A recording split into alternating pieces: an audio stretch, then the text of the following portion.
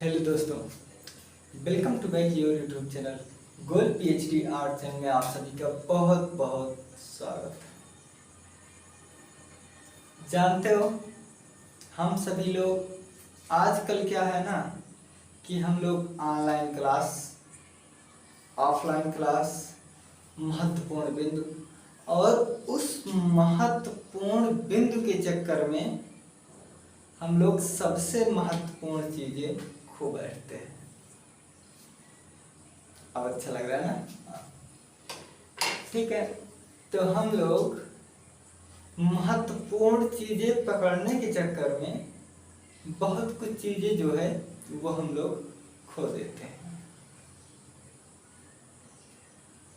तो आज हम चर्चा पर चर्चा करेंगे घनवाद। देखिए, कोई वाद पढ़ने से पहले उसके पूर्व का, उसके पहले घटित घटनाओं को जानते हुए उस विषय में प्रवेश करने में जो ज्ञान आपका क्रमबद्ध तरीके से एक स्टेप से दूसरे स्टेप पर, दूसरे स्टेप से तीसरे स्टेप पर लेकर जाती है और यही ज्ञान आपको एक बुलंदी तक ले जाती है। बुलंदी तक आपको वो ज्ञान नहीं ले जाएगी कि जैसे हमारे बारे में जानना है तो हमने बता दिया कि मैं मोहित कुमार प्रजापति, तो ये ज्ञान, हाँ, मेरा नाम तो आपको जानकारी हो जाएगा लेकिन मेरे बारे में और कुछ नहीं होगा। वहीं जब हम अपने पिताजी का नाम बताएंगे कि हम उनके लड़के हैं तो आपके ज्ञान में चार चाल लग जाएगा। तो चलिए आज हम चर्चा कर लेते घनवाद।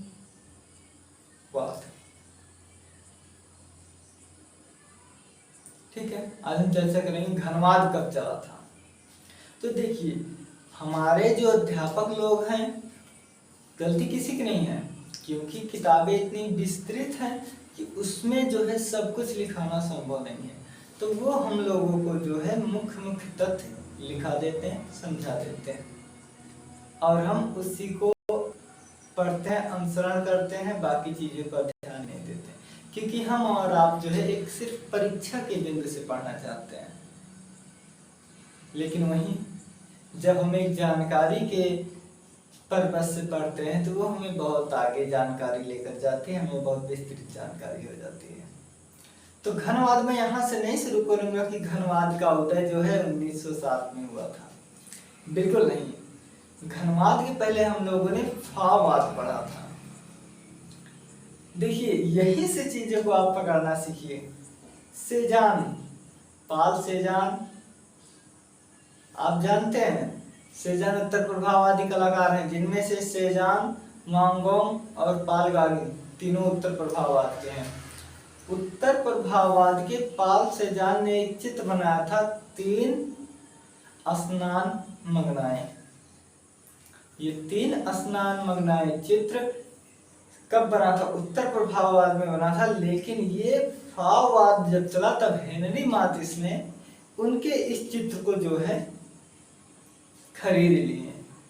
सेजान के 3 स्नान मग्ना चित्र को इन्होंने खरीद लिया और खरीदने के बाद उससे उन्होंने उसकी बारीकियां, ज्ञान व उससे व्यवसायीकरण के तथ्यों को उन्होंने सीखा और सीखने के बाद श्रद्धा पूर्वक उन्होंने वो पेंटिंग 3 स्नान मग्नाएं जो पेंटिंग है वो श्रद्धा भाव पूर्वक उन्होंने लुब्र संग्रहालय को भेंट कर दिया कि अब इससे हमने सारी प्रेरणा ग्रहण कर ली, अब आप इस चित्र को आप अपने संग्रहालय में लगा सकते हैं। मातिस जी ने कहा था, 1936 की ये बात है। देखिए, सबसे बड़ा एक क्वेश्चन आपका तैयार हो गया ना कि कौन सा कलाकार था जो सेजान के चित्र 3 स्नान मग्नाएं को खरीदा, 1936 तक अपने साथ रहा, उससे प्रेरणा लिया, उसके बाद वो जो है लुब्र संग्रहालय को श्रद्धा पूर्वक दान कर दिया। यही सब क्वेश्चन जब हम अपने ग्रुप में डाल देते हैं तो लोग फड़फड़ा जाते हैं क्योंकि वो सिर्फ बिंदु ही पढ़े हुए हैं। फिर इसके बाद ब्लामांक के माता पिता वही फावाद ही है। ब्लामांक के माता, आप ये सोच रहे होंगे मैं तो घनवाद की पढ़ा रहा हूँ या घनवाद पे चर्चा कर रहा हूँ, तो मैं फावाद क्यों बात कर रहा हूँ? तो आप सुनिए क्यों कर रहा हूँ।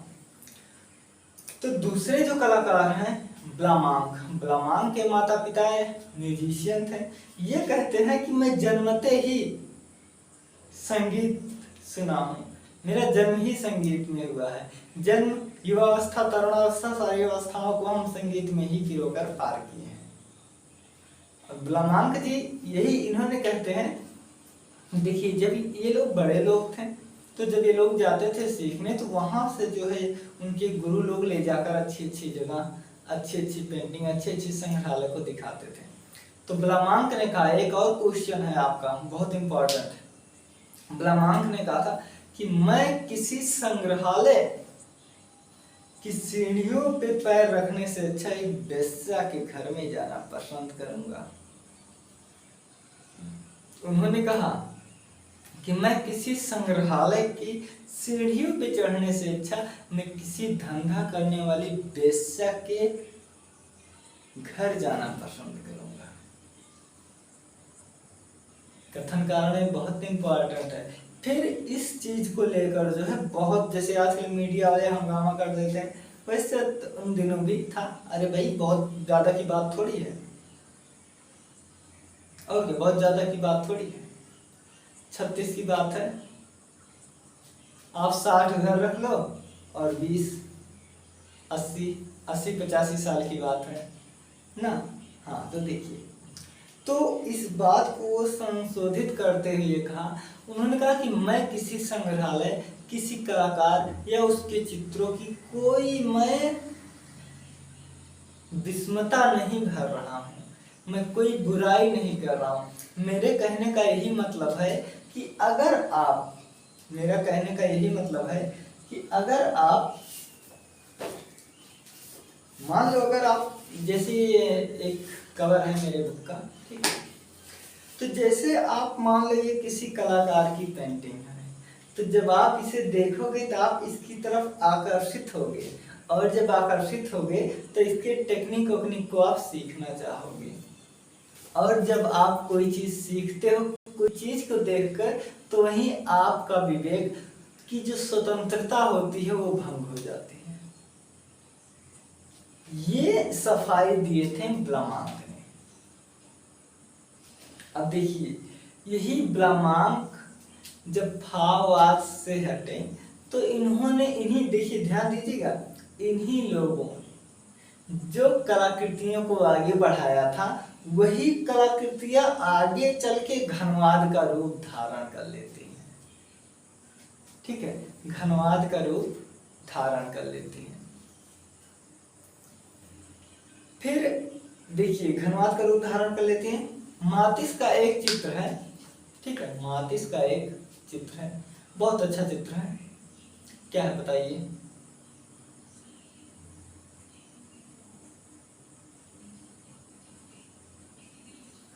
मातिस का देखिए, एक तो मोर सेल्फ है गुलाम, ठीक है, और एक है इंजॉय,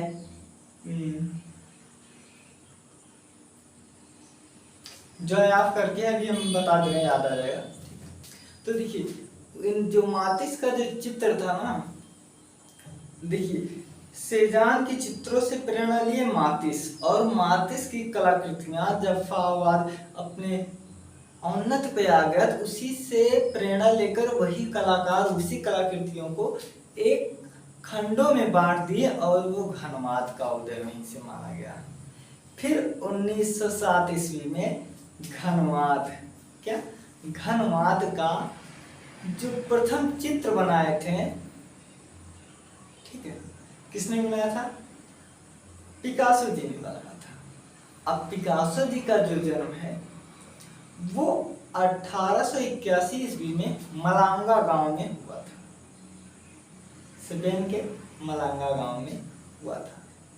इनका जो पहला चित्र है अभिनयों की स्त्रियां, क्या अभिनयों की स्त्रियां, 1907 में बनाए थे। पिकासो ने यहीं से जो है इसी चित्र में झलकता है घनवाद, और इन्हीं के मित्र थे जिनका नाम है ब्राक।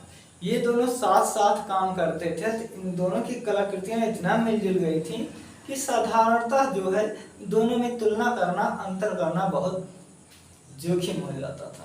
जब आप बारीकियों को ध्यान देते तब जाकर आप जो है उनके उन तथ्यों को समझ पाते, भैया ये ब्राक का है, ये पिकासो का है। फिर आगे क्रियाएं क्या होती हैं?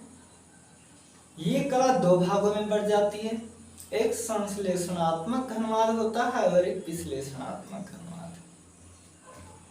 विश्लेषणात्मक का मतलब है कि जैसे कोई चीज हमें समझना है, मान लो तो जैसे 2, 2, 4, 2, 6, 2, 8 करके ऐसे खंड खंड में बांट के हम समझेंगे। हाँ, जैसे हमारी ये उंगलियां हैं, तो जैसे इसमें 3 है, इसमें 5 है, ठीक है। तो हम ऐसे 8 को ना पढ़ के ऐसे पढ़ लिए कि 2 + 3, 2, 5, 6, 7, 8 ऐसे पढ़ लिए, तो 8 तब भी आया, और डायरेक्ट ऐसे कर दिए हम तब भी 8 आया ना। तो लेकिन जब इसे हम 1, 2, 3, 4, 5, 6, 7, 8 जब खंडों में पढ़ते हैं तो यही होता है विश्लेषणात्मक, ठीक है। और इसी खंडों को जब हम इकट्ठे पढ़ लेते हैं 8, 5, 3, 8, 8, तो ये हो जाता है संश्लेषणात्मक। अब इन्होंने कोलाज, ठीक है, कोलाज प्रश्न आता है कि कोलाज किसके अंतर्गत आता है? तो कोलाज जो है, मैं भी पसीने से पूरी तरह भीग चुका हूं।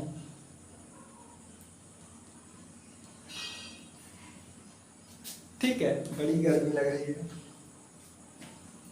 तो देखिए, कोलाज पूछा जाता है कि कोलाज किस कला के अंतर्गत आता है? तो घनवाद के अंतर्गत भी आएगा, घनवाद में संश्लेषणात्मक घनवाद के अंतर्गत आएगा। अब घनवाद में पिकासो, ब्राक का जन्म 1882 ईस्वी में हुआ था, ठीक है। लेजे, हार्नग्रीस लेजे। और एक चीज और जान लीजिए, जब हम आप सभी लोग पढ़ते हैं मार्शल झुलसा का नाम, झुलसा, ड्यूचा ऐसे आता है, कहीं कहीं लिखा, प्रिंट मिसप्रिंट होते रहते हैं। तो एक चीज आप ये जान लीजिए, पिकासो, ब्राक, लेजे, दिलोने। पिकासो, ब्राक तो घनवाद के मुख्य जनक ही मान लेते हैं, लेकिन दिलोने, लेजे और मार्शल झुलसा, इन्होंने घनवाद को स्वीकारा था। डायरेक्ट प्रश्न आता है कि मार्शल झुलसा किस वाद से हैं? तो हम लोग पढ़ते हैं कि ये दादावाद से। नहीं, ये दादावाद से हैं, लेकिन ये घनवाद में भी काम किए हैं। यही चीज़ जो है आपको पूरी तरह से नहीं मिलती। कहा जाता है ना कि एक किताब को, बड़ी बात नहीं है 10 किताब पढ़ना, एक किताब को 10 बार पढ़ना, ये बड़ी बात है। लेकिन मैं इसमें विश्वास नहीं करता।